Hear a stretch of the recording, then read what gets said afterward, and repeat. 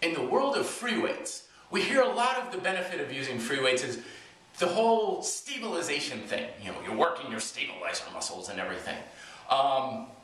It's true to a degree, but I find that when working with bodyweight exercise in particular, there's a heck of a lot more of this whole stabilization thing going on than when using free weights. Case in point, okay, when we do our bench press, okay, we have the floor or the bench, okay, is holding my shoulders relatively in place, so all I've got to do is stabilize the weight, okay? When we're working with moving the human body through space, we've got to stabilize the weight, which is actually the whole human body. Case in point, particularly with push-ups. This is why push-ups are such a fantastic movement. When we're on a bench press, the bench is supporting our body.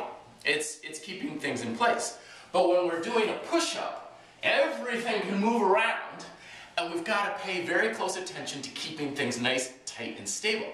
Okay? Here's my things that I see most often with push-ups. First off, there's what I call sealing. Okay? Yeah, when the hips are moving around, kind of like a circus seal. Okay, that's sealing. Then we have pigeoning. Okay, when we see pigeons walk in the park, they're doing this kind of thing. Yeah. So pigeoning. But the biggest one that a lot of people have trouble with is this whole shoulder girdle movement. Okay?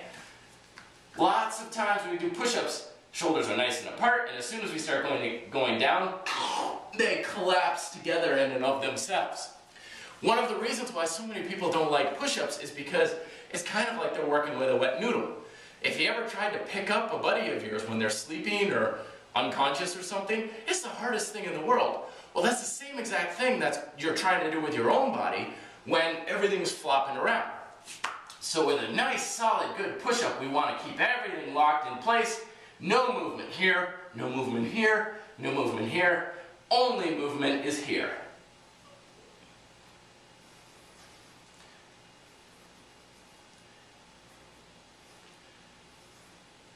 It's much harder to do with all the stabilizing, so forth. That's why doing in front of a mirror is very good, but that's one of the major benefits that bodyweight training has, even over machines and sometimes even contemporary free weights, is that whole stabilizing.